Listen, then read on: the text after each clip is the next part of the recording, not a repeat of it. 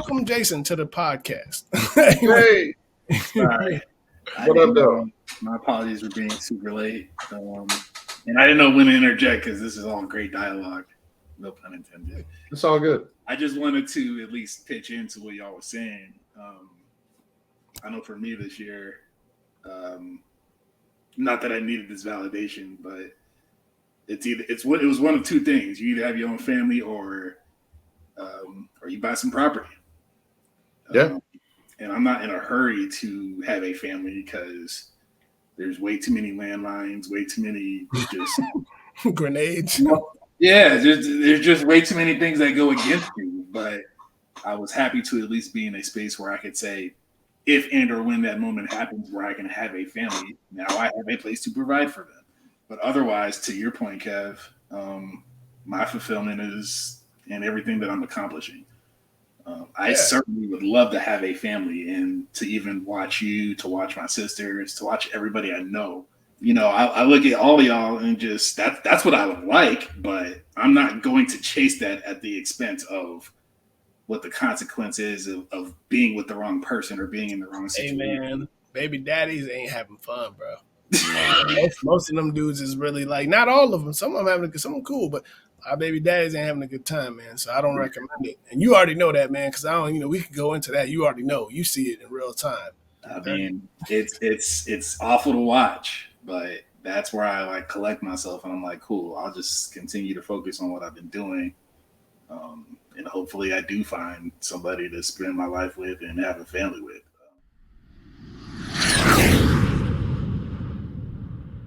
As a society, people of color or people who are not necessarily a part of what the majority would be are looking at the idea of investing, right? And the idea of and man, I tell you this, man, and I heard it from someone else. They said, man, nobody who's rich in this country or even wealthy doesn't own property. Like owning property is an investment in the future. It's an investment in your wealth. It's an investment in yourself, right? And so for people who they want the house, the kids, the family, the whole, sometimes you got to slow down and take it piece by piece, right? And I think you're doing it right. I think by you saying, look, I'm going to set myself up, I'll invest in personal success.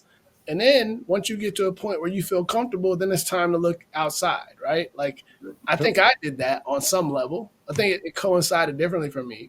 It's not always a clean situation, right? I think it's not always exactly how you want it. But in your situation right now, you've been able to prioritize things for personal achievement, and I've seen it. I've seen you go from point A to Z, right? To where now, it's impressive. It's really cool to see you kind of grow, right? And I always try to talk to you about how I did my thing, but it doesn't matter as long as you kind of you're strategizing on a different level.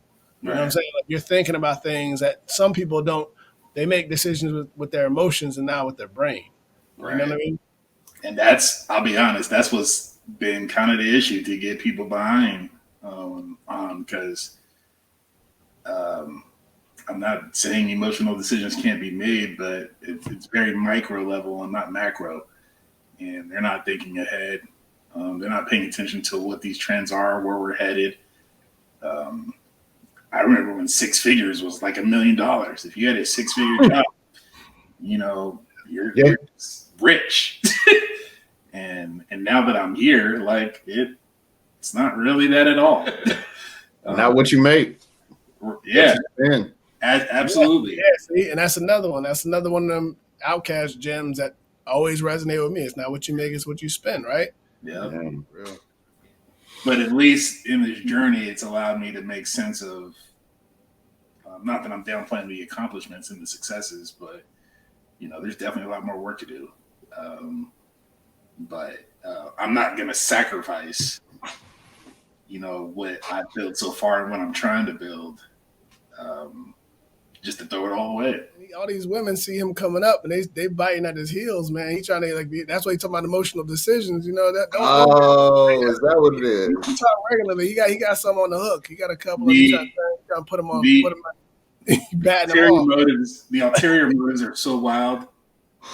He ain't want to say it out loud. When I say it for him, dog, I'm telling you, this guy, he fighting him off. I didn't realize how much of a unicorn I was because this is some shit. This is the shit I get from so many. This guy. Well, nah. What I mean is though, like single, no dependents, and the success that I've had, like homeowner, man, and you know what I'm saying, still in the prime of your life, bro. Like, you're under 40, right? Come on, man. Like, for another month. Come on, dog. Yeah. You're 40. Yeah. Look, and real talk, like I was already committed when I bought my crib, but man, my wife didn't. She wasn't about to have me in this crib by myself. Shoot, bro, it would have never worked out. You can record that and air it. She even said that. She was like, "Nah, ain't no way you're gonna stay together. You moving to that house by yourself with a roommate? Nah, bro." It's a recipe for disaster, man. Family home, dog. Man, I was 29 when I closed in my crib. That's the same house I'm in right now.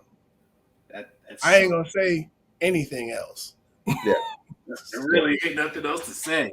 Well, to the point that you made, right? Like, it's like you like the ulterior motives are crazy, right? Like you meet a female and she knows something about what you got. You know, if she starts to have any kind of, and my cousin used to be on me all the time. He's like, man, do not let people see where you live. He's like, don't let women see where you live till you know them. He used to be like, don't even let them see where your parents live. Because he's like, you're surprised, like, and it's not a women-men thing, it's anybody, right? Like people look at what you have or what they see, and then they think it's something, especially when they don't have much. You know, so it's like it becomes a whole thing. Like, I know, man, they trying to lock you down already, bro. A lot of people, socioeconomical status is not their own. Sure. At certain levels, right? Like what you see isn't always what you get, right? You might have a person who lives a certain way because they're being subsidized because they have family money, right? But then they get you and she's trifling, like real talk, or he, like that you know, like if it's a woman, like that person doesn't necessarily value the same things you value, and so they expect that once they get with you, that it's all on you, and they're just gonna ride out, they're gonna chill, like it's, oh no, I got this. So although I understand what you're saying, I appreciate that. And my dad used to always say, he said, man, never date a woman who has who has less to lose than you do, right? Like, it's like you always want to, basically the idea of marrying up, right? Like you got to match somebody, but man, you'd be surprised how many people on paper look clean, you know what I'm saying, or on visuals, right? And then you find out, like, once you really with that person, that's why I'm a firm believer, and you should really live with a person on some level before you marry this. Yeah, that's tricky. It's tricky in the South because everybody got certain kind of ways about that. But I'll be honest, man, like the problem is this. You could be best friends with somebody and not be their roommate. Like you could hate them. You know what I'm saying? You could be like, it's like when you live with, like, understanding habits and how people live is so much more important than how much you love somebody. Because I'll be honest, man, like you can be with somebody you trust more than somebody you love easily. People love people all the time they don't trust. And it's hard to be with those people. You know what I'm saying? I think so at the end of the day, like me understanding that our lifestyles mesh, that, look, man, some stuff drive me crazy and some stuff I'll tolerate, right? I'm not a fan of you squeezing the toothpaste in the middle. You need to roll that from the bottom. But that's not a deal breaker. You know what I'm saying? Agree. I agree wholeheartedly about the toothpaste. Wholeheartedly. I want the toilet paper hung, forward, side down, not backwards, right? You know what I'm saying? They can't, whatever the case. But certain things, the proliferation of all these things over time, like they wear on you. And when you notice you can't live with somebody, bro, that's worse than anything. If you can't live with somebody, it's worse. I think it's tricky. I don't necessarily disagree with that. In terms of living with somebody before you're married. My thing is this, man. I think when you do that, you may not take into consideration people's ability to change. And from my standpoint, I've been able to live a life that encompasses change. Like, and I'm not going to be the same person. I was not the same person that I was when I got married that I am now. And you're right. You know what I mean? So from that standpoint, if you're allowing that change to happen and you agree that change will happen, here's where I differ from the living before the marriage thing, because I'm like, if you're really committed to that person, then you're going to be willing to change for that person, and that person vice versa is going to be willing to change for you, for that marriage to ultimately work. Like the idea of changing, I get that too. But yeah, so I did make sure, like I didn't move her in without the commitment that I was going to marry her, and I made sure I made it a point to talk to her. Now that being said, I also had every angle to renege, but within the first because if I had really been like, yeah, we can't live together, it would have been over. But Yeah. within the first, I think it was 4 months, 5 months, we lived together. I proposed to her. So, we were married within a year of us living in this house. So we like fully Yeah. closed the deal. So, I get what you're saying. But what I had to also kind of point out was like, was that any better than her staying at my mom's crib in the basement with me every few days? Like, was that any better than me staying at her crib and shacking up? Like, y'all making it seem like living together is so crazy. But guess what? We was already like staying over each other's houses. Like, and they know that was happening. So stop acting like. The difference is this. Like, shacking up ain't the same as living together. Like, day to day seeing each other, not being able to go to your spot, not being able to evacuate. Like, hey man, I'm gonna go home. Right? Yeah. That's different. Like, that's very different. When you have to see somebody face to face, especially when you're in tight quarters, right? And our house is decent size, but it's like I'm in the basement, you on the top floor. That's an indicator that, like, sometimes that's the thing that lets you know that this isn't gonna be a good idea. That's all I'm saying. Until you're like living with somebody you just don't know. And then there's some things that, like, I'm not willing to change that. And I know you ain't about to change that. That's fine. Let's talk about that because I'm kind of curious. Like, seriously, real quick. Let's actually dig into some things that you would potentially call a deal breaker. If you're dating someone and you're getting into that relationship and like you're really about to make that next step, you're like, yo, man, we about to get married. Then that person is like, all right, well, let's move in. You know what I'm saying? And then what do those deal breakers look like from that standpoint? I know I'm kind of putting you on the spot here, but think about I can run down a handful of things. And to be honest, like, I'm kind of curious. I could see. So it could be something. It could be your party habits. It could be your drinking habits. It could be your friends. It could be the people you bring over to home. It could be the way that you manage your company. It could be the fact that certain people, like, they expect a quiet home in certain hours. Certain people say after 9 o'clock, unless we're having a party, like, friends are gone. Fortunately for me, I had a big basement, and from here to upstairs, you can't hear nothing. I could have a whole. I used to literally have whole parties in my basement, and my wife would sleep on the third floor. Like, and she knew who was here. It was never about me doing something she wasn't aware of, but the space for her to have peace mattered more, right? And so, but I also understood too, man. Like, some of my people get down certain kind of ways she didn't really like. Now, that being said, of course, I had to deal with that, and then of course, over time, too, her opinion also changed, right? I usually fashion myself a corrupter. You know what I'm saying? I'm just the kind of person I corrupt people. Like, it's not a bad thing to me, right? I'm gonna do something that, you know what I'm saying? Like, we're gonna kick it. You know what I'm saying? Like, so I'm a corrupter, right? Right. I wasn't trying to corrupt her. I would say an influencer. You're an influencer. That's what they call it. So I wasn't trying to corrupt her, but at the same time, I think over time I learned to not be so focused on her being like me, right?